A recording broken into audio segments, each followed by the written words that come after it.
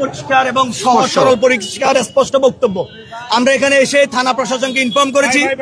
থানা প্রশাসন আস্তে আস্তে যে সময় লেগেছে, আমরা জাস্ট এখানে দরজায় দাঁড়িয়েছিলাম এবং আশপাশের উৎসুক জনতা মূলত এখানে গ্যাদারিং করেছে। জুলাই যুদ্ধরা কোনো মব জাস্টিস করে নাই, যেটা আপনাদের ফুটেজে আছে। যারা শুরুতে এখানে ছিল, মঞ্চ ৭১-এর যারা ফুটেজ সংগ্রহ করেছেন তাদের কাছে অবশ্যই এটা ডকুমেন্টস আছে। আমরা জাস্ট তাদেরকে রিকোয়েস্ট করেছি প্রোগ্রাম স্থগিত করার জন্য। তারা আমাদের ছড়া হয়েছে, এই হচ্ছে বিষয়।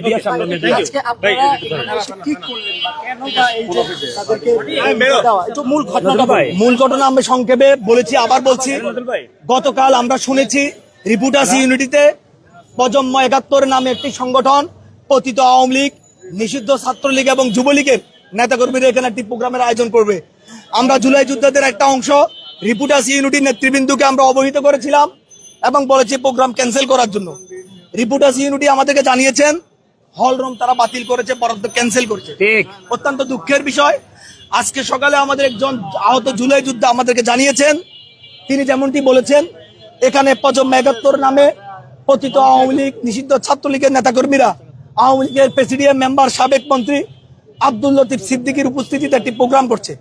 যে প্রোগ্রাম থেকে ঢাকা বিশ্ববিদ্যালয়ের একজন কথিত অধ্যাপক, যিনি জুলাই যুদ্ধদেরকে কটূক্তি করে বক্তব্য দিয়েছেন, সেটা আপনাদের সাংবাদিকদের কাছে ফুটেজ রয়েছে। আমরা তখন এই ইনফরমেশন পেয়ে আমরা এখানে এসেছি।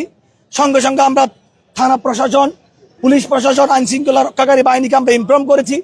তারা আস্তে আস্তে যে সময় লেগেছে, আমরা জাস্ট রিপুটাস ইউনিটির মূল ফটকে অবস্থান করেছি। উৎসুক জনতা, আওয়ামী লীগের ব্যাপারে আপনারা জানেন, জনগণের মধ্যে একটি ক্ষোভ রয়েছে। জনগণ ৩০,০০০ আহত এবং পঙ্গুত্ব বরণকারী মানুষের এই আবেগটাকে ওন করে। ৩,০০০ লোকের রক্তের আবেগটাকে এই দেশের জনগণ ওন করে। জনগণ এখানে গ্যাদারিং করেছে। এই গ্যাদারিং এর কারণে প্রশাসন এসছে শান্তিপূর্ণভাবে। যারা প্রতিত আওয়ামী লীগ, নিষিদ্ধ ছাত্রলীগের নেতাকর্মী ছিল, প্রশাসন তাদেরকে অ্যারেস্ট করছে। এই হচ্ছে